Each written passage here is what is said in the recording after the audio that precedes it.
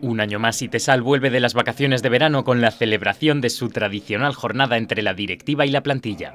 Un acto en el que se ha hecho balance de resultados y se ha reconocido el excelente trabajo de la plantilla durante estos meses. Itesal es una empresa centrada siempre en sus empleados, que busca, entre otras cosas, su bienestar y después ya de este nivel de vacunación y estar un poco más seguros, era el momento de reunirnos, y qué mejor escenario que el auditorio de Zaragoza, pues para que ellos disfruten también del momento y todas estas cosas que tenemos organizadas. La empresa también ha querido agradecer el trabajo y la dedicación de dos de sus empleados, que este año cumplen 25 años. Además, se ha homenajeado a Marta Pintanel, hija de uno de los trabajadores y a la que Itesal ha patrocinado en su carrera como triatleta. Aprovechamos siempre esta reunión tras el verano para homenajear a esas personas que llevan ya 25 años en la empresa.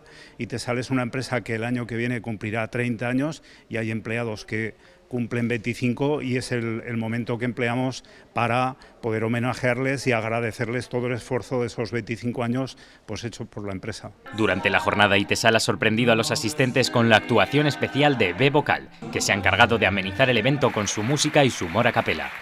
Itesal lleva casi 30 años trabajando en el diseño, fabricación y distribución de sistemas y soluciones de aluminio para arquitectura, esforzándose día a día para traspasar fronteras.